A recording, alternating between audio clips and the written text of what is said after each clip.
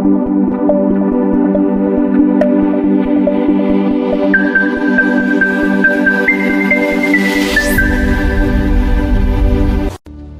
a truth that I want to share with us as quick as we can. Matthew chapter 13 verse 24 is projected, so we read together.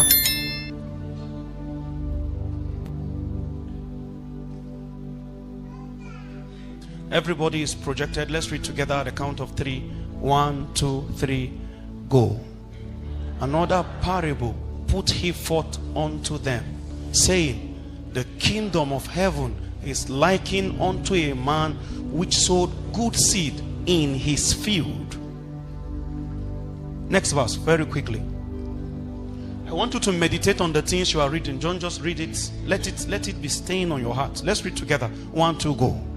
But while men slept, his enemy came and sowed tares among the wheat and went his way. Please say, went his way.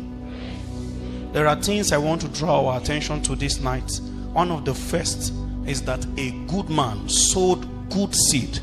They use the word good to reflect the nature of the man and juxtapose the seed that came from him. He is good, so the seed is good. A good man sowed good seed in his land. The land is his own.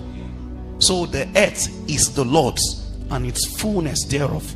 Whatever any argument is, whatever spirit rules in any space or anything people worship in anywhere, it does not change this immortal truth. The earth is the Lord's and its fullness thereof. The fact that you find other things growing does not change the ownership. The ownership remains the land of the good man. The next verse says, while men slept. And I began to inquire of the Lord, because when we read down in this particular parable, you will find that the scripture began to demystify all the metaphors contained in this parable. So they went further to say the good seeds are the children of the kingdom. So the good seeds are children of the kingdom. The tares are the children of the evil one. So both the good seed and the tares are both children. And the good man and the enemy are both, powers that are, intentional about planting or initiating or contributing to the civilization on the earth. So they send seeds into the earth. And then you will find another thing being said there very clearly. They say, while men slept. If the good seeds are the children of the kingdom,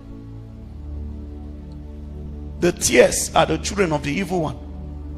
Who are these people they call men? Who are these ones that it is only when they go to sleep that the enemy will have the ability to now plant his own? Mind you, it is not while the good man slept. It is not the responsibility of the good man to keep watch. They say while men slept. They already said that the servants of this good man came later when the blade sprung up and bore fruit. Let's read together so that I will not be paraphrasing. Next verse. But while men slept, his enemy came and sowed tares among the wheat and went his way. Next verse, very quickly. 1, 2, go, everybody. But when the blades, then appeared the tares also. Listen, the enemy came while men slept. In the second verse we read, saying, when men slept, the enemy came and sowed tares and then went his way. So he did something in a time nobody will know he has done something. He went his way. So nobody knows that something else has been planted. It will take the period of manifestation when the seeds have sprung up, when blades are now manifest and they bear fruit. Suddenly the servants of the good man discovered another thing is growing. They didn't know when it was planted. They are not aware when it was planted, so they were busy watering all the land. They didn't know that inside that same land is also the seed of the evil one. Oh, I'm showing you an ancient secret about the period when Satan attacks. Most of the times, the time you see the attack is not when he moved. he sows the seed, goes his way, you will not know. There are people struggling with lust, people who are under the yoke of all kinds of bondage. Bondage didn't start in the period where it manifested. Some of them grew with it.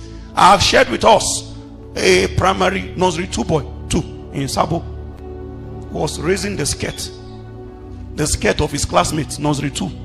So they caught him inside the bathroom raising the skirt of a fellow nursery 2 girl. You see, that kind, the spirit of lust cannot use him yet. His sexual appendages are not well developed to be deployed yet. So what the spirit have is time. The spirit will have ample time to master his soul, so that in the day where the infirmity manifests, a prophet that is unschooled will come and say, in the name of Jesus. Then the spirit will reply you, because of how long he has tarried in that vessel. He begins to call that kind of host my house, because it's no longer possession, a stronghold. He has had ample time to mingle his way with the soul of that man. And so the longer he stays with this vessel and grew with it, so that little boy you see there, what is on him now is the spirit of lust. But you cannot see lust exhibiting yet. Anybody who have an eye who begins to see small traits, what are you looking for?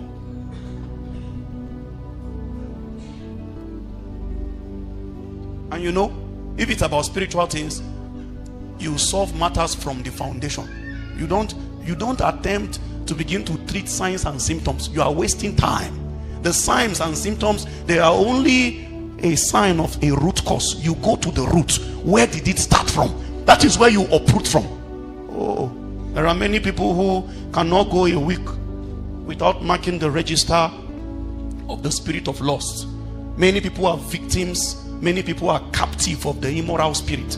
So they are chained to addictions, pornography, masturbation, all kinds of, captivity. There are people I know, their level of, participation in that immoral act has graduated into abominations. The only thing that quenched their sexual longing, it must be something that has been tilted towards abomination. So the man is only satisfied now by when he finds a way to sleep with a pregnant woman. So you as a slave queen, you don't have anything. You are not attractive in his eye again. A spirit has drawn him. You know the way you grow in God, you grow in darkness too. One bottle of Gouda will not remain one bottle forever. The spirit will always be giving that yearning. The way God says, come up hither. Every spirit too is inviting you to a higher place. So he started once upon a time by turning back to look at a lady that passed him. But that look will graduate. Now, the only thing that quenches his passion is if he engages with a pregnant woman. And he stood in front of me and said, I don't know how to stop it again. You know, at a point, there's a deception that hits our soul.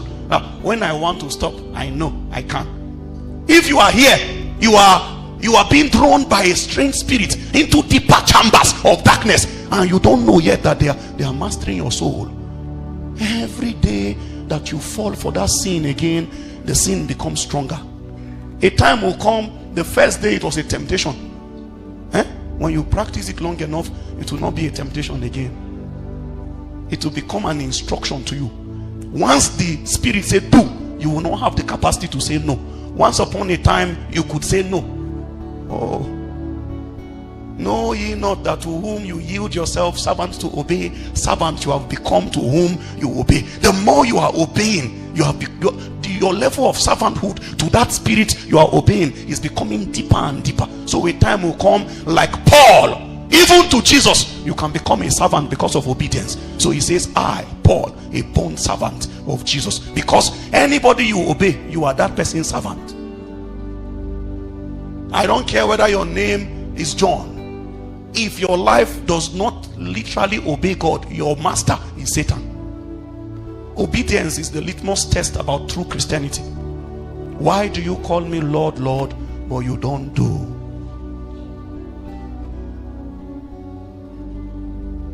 You see, I'm trying to gauge the atmosphere. This thing we are doing right now, if we must see God work in our generation, if we must handle the holy oracles of God, we must be truthful to ourselves first.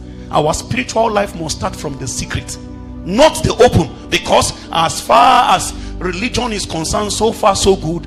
It starts from the open, then to the secret. So Jesus began to warn, be not like the Pharisees. They love to wear long white robes. They want to appear in a way that if you see them, you can tell that this is a spiritual man. So they found a uniform of spirituality, so that anytime you wear that uniform, you don't need to tell anybody. They'll just know that this is a rabbi, holy man. It will interest you to know that in the day where the woman was caught in adultery, you can't talk about adultery if she was not married, because marriage must be involved before the concept of adultery is established. And it's my opinion that the most aggrieved person in that case should be her husband. And I have my reasons to believe that he was playing a very pivotal role in the lynching of the woman. So he was probably at the forefront holding a stone, and they suggested to him that before we start stoning, let's find a way to rope this teacher that is always bringing strange gospel to us. Let's rope him into her blood. So Jesus was, fortunately for her, around that space that day. So they saw him sitting down with his disciples. They say, good master, Moses told us, it is written that the person who is caught in adultery should be stoned. Let me ask you a question. If it is written, if Moses told us and you know it's established, why are you asking the opinion of this man? Because the law of God is written on the tablets of our hearts. There is nobody that is doing anything wrong that does not know that is wrong. There is something on your inside telling you this thing is not the counsel of God. You see, there is nobody that will judge in the last day that will be confused or surprised. You will know where you belong. You will know what you deserve. Your heart, there is a written word on that tablet. And Jesus looked at them. All of their heart knows that this law, there is something, there is a side of it that is not reflective of the character of God. They know. So they say, what do you think? Oh, it is also my opinion, because the Bible said Jesus began to write things on the ground as they asked that question. He began to write. I believe that he started writing the names of different sins, and all the people who were closer to him, they were seeing the one that they just did. So the first man holding the stone, maybe Jesus just wrote theft, and he remembered how he kept some money for himself from the public coffers. And so that thing he wrote now became a foundation for his utterance. So he says, he among you who is without sin should throw the first stone. Mind you, I'm talking about men, holy men of old, men who pray in public places, men who give their tithes openly. Men know that these ones, they are Puritans. But the first day, the spirit realm demanded a holy man to show up. Oh, the Bible spoke in Revelation chapter 5. It says, a loud angel proclaimed with a loud voice, who is worthy? He says, no man was found in heaven, nor on earth, nor under the earth. Anytime God says, okay, since you say you are holy, give me one holy candidate, they don't always find anybody.